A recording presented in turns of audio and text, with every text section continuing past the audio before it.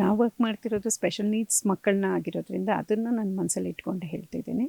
When typically ಎಲ್ಲರಿಗೂ life skills are very important, that is we all know. But when it comes to this children, life skills is like ಚಿಕ್ಕದು, like even brushing, ಸ್ನಾನ ಮಾಡೋವಂಥದ್ದು, even toilet training, ಇಂಥದ್ದೆಲ್ಲನೂ ಅವ್ರಿಗೆ life skills. ನಾನು ಎಲ್ಲ ಪೇರೆಂಟ್ಸ್ಗೂ ಫಸ್ಟೇ ಹೇಳೋದಾದೇನೆ, ನೀವು ಮಿಕ್ಕಿದ್ದು ಓದಿಸೋಂಥದ್ದು ಇರ್ಬೋದು, ವೊಕೇಶ್ನಲ್ ಟ್ರೈನಿಂಗ್ ಇರ್ಬೋದು, ಅದನ್ನೆಲ್ಲ ನಾವು ಆಮೇಲೆ ಯೋಚನೆ ಮಾಡ್ಬೋದು. But life skills, first life skills ಹೇಳ್ಕೊಡಿ ಅಂತ. ಯಾಕೆಂದರೆ 20 ಇಯರ್ಸ್ ಆದಮೇಲೆ ಎಷ್ಟೊಂದು ಮಕ್ಕಳು ಬರ್ತಾರೆ. ಬಂದಾಗ ನಾನು ಕೇಳ್ತೀನಿ, ಟಾಯ್ಲೆಟ್ ಟ್ರೈನಿಂಗ್ ಆಗಿದೆ ತಾನೇ, ಇಂಡಿಪೆಂಡೆಂಟಾಗಿ ಮಗು ಹೋಗಿ ಬರುತ್ತಲ್ವಾ ವಾಶ್ರೂಮ್ಗೆ ಅಂದರೆ, ಇಲ್ಲ ಮೇಡಮ್ ಯಾರಾದರೂ ನೋಡ್ಕೋಬೇಕಾಗತ್ತೆ, ಇಲ್ಲ ಬಟನ್ ತೆಗಿಬೇಕಾಗತ್ತೆ, ಜಿಪ್ ಈ ಥರದ್ದು ಹೇಳ್ತಾರೆ parents. That is absolutely no. First ನೀವೇನು ಟ್ರೈನಿಂಗ್ ಕೊಡ್ತೀರಾ, ಏನಾದರೂ ಆ ಮಗುಗೆ ಹೆಲ್ಪ್ ಮಾಡ್ತೀರಾ ಅಂದರೆ train life skills. So then probably will reverse engineer this question. So special ಕಿಡ್ಸ್ಗೆ ಮೋಸ್ಟ್ ಇಂಪಾರ್ಟೆಂಟ್ ವಿಚಾರಗಳು ಅಪ್ಪ ಅಮ್ಮಂದ್ರು ಮಾಡಬೇಕಾಗಿರೋದು, mistakes to avoid, 5 mistakes to avoid. Yes, the first one is as soon as we get to know. ಈ ಥರ ಅಂತ diagnose ಮಾಡ್ತಾರೆ doctor. ಮಾಡಿದ ತಕ್ಷಣ ಸಾಮಾನ್ಯ ಎಲ್ಲ ಥೆರಪಿಸ್ಟ್ ಕೊಡಿಸಿ ಅಂತ ಹೇಳ್ತಾರೆ ಡಾಕ್ಟ್ರು. ಥೆರಪಿಸ್ಟ್ ಕೊಡಿಸ್ತಾರೆ, ಥೆರಪಿಸ್ಗೆ ಸ್ಟಾಪ್ ಮಾಡಿಬಿಡ್ತಾರೆ. ಹೋಗ್ತಾರೆ 45 ಮಿನಿಟ್ಸ್ ಥೆರಪಿ ಆಗುತ್ತೆ, ಇಟ್ ವೋಂಟ್ ಹೆಲ್ಪ್. ಅದು ಕಾಂಪ್ಲಿಮೆಂಟ್ರಿ ಥೆರಪೀಸ್ ಅನ್ನೋದು. ಅವ್ರಿಗೆ ಸ್ಕೂಲಿಂಗ್ ಬೇಕು, any school with special educators, any school they can sign. But special educators ಇದ್ದಾರಾ ಅಂತ ನೋಡ್ಕೋಬೇಕು. ಆ ಒಂದು ಎಕ್ಸ್ಪೋಜರ್ ಬೇಕು, ದಟ್ ಈಸ್ ವೆರಿ ಇಂಪಾರ್ಟೆಂಟ್.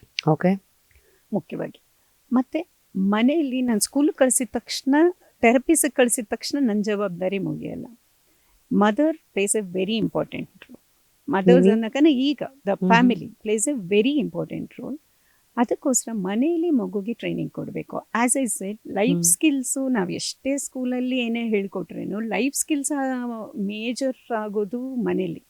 ಅದನ್ನು ಹೇಳಿದ್ನಲ್ಲ, ಬೆಳಗ್ಗೆ ಎದ್ದು ಸ್ನಾನ ಮಾಡೋದು ಅಂತದ್ದು ಅವ್ರಿಗೆ ಹೇಳ್ಕೊಡ್ಬೇಕಾಗತ್ತೆ, ಟೈಮ್ ನೋಡೋದು ಹೇಳ್ಕೊಡ್ಬೇಕಾಗತ್ತೆ.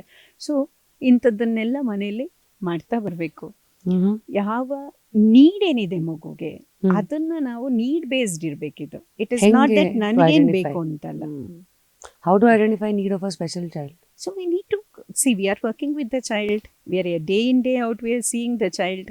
ಆ ಮಗುಗೆ ಏನು ಹೇಳ್ಕೊಟ್ರೆ ಒಳ್ಳೆಯದು ಅದನ್ನು ನಾವು ಹೇಳ್ಕೊಡ್ಬೇಕು. ಇವಾಗ ಫಾರ್ ಎಕ್ಸಾಂಪಲ್ ಹೇಳ್ತೀನಿ ನಾನು, ಇವಾಗ ನನಗೆ ಮಗು ಆಲ್ಫಾಬೆಟ್ಸ್ ಎಲ್ಲ ಕಲ್ತ್ಬಿಡ್ಬೇಕು, ನಂಬರ್ಸ್ ಕಲ್ತ್ಬಿಡ್ಬೇಕು. ಬಿಕಾಸ್ 3 ವರ್ಷ ಆಗೋಗಿದೆ, 4 ವರ್ಷ ಆಗಿದೆ, ಇನ್ನು ಆಲ್ಫಾಬೆಟ್ಸ್ ಹೇಳ್ತಿಲ್ಲ ಅನ್ನೋಂಥ ಎಕ್ಸ್ಪೆಕ್ಟೇಷನ್ ಇರುತ್ತೆ ಪೇರೆಂಟ್ಸಲ್ಲಿ. ಅದನ್ನು ನಾವು ಅವಾಯ್ಡ್ ಮಾಡಬೇಕು. ಫಸ್ಟು ನನ್ನ ಮಗು ಕಲಿಬೇಕಾಗಿರೋದು ಲೈಫ್ ಸ್ಕಿಲ್ಸು, ಇಂಥದ್ದೆಲ್ಲ ಗೊತ್ತಾಗಬೇಕು. ಅದಾದಮೇಲೆ education. When it comes to special need children we have to do that. ಮತ್ತು ಫಸ್ಟು ನನ್ನ ಎಕ್ಸ್ಪೀರಿಯನ್ಸಲ್ಲಿ ಹೇಳ್ತಿದ್ದೀನಿ, ಅವರ acceptance is very important. Acceptance ಇರಲ್ಲ ಪೇರೆಂಟ್ಸಲ್ಲೇ, ಸರಿ ಹೋಗುತ್ತೆ, ಇವತ್ತೇನೋ ಚಿಕ್ಕ ಪ್ರಾಬ್ಲಮ್ ಇದೆ, ಒಂಚೂರು ಏನೋ ಅರ್ಥ ಆಗ್ತಿಲ್ಲ ಅವ್ನಿಗಷ್ಟೇ, ಸರಿ ಹೋಗುತ್ತೆ ಅನ್ನೋಂಥದ್ದು ಮಾಡ್ತಾರೆ. That is a big no. First we have to accept the child. ಆಮೇಲೆ ರಿಕ್ವೈರ್ಮೆಂಟ್ ಏನಿದೆ ಅದನ್ನು ಮಾಡಬೇಕು. ನಮಗೇನು ಇಷ್ಟ ಅದನ್ನು ಮಾಡ್ತಾ ಹೋಗೋವಂಥದ್ದಲ್ಲ. No wonder they say child is not the problem to be fixed. Child is a soul to be understood ಅಂತ. ಎಸ್, ಮಗುಗೆ ಏನು ಬೇಕು ಅದನ್ನು ನಾವು ಮಾಡಬೇಕು, ನಮಗೇನು ಬೇಕು ಅದನ್ನಲ್ಲ ಅಂತ.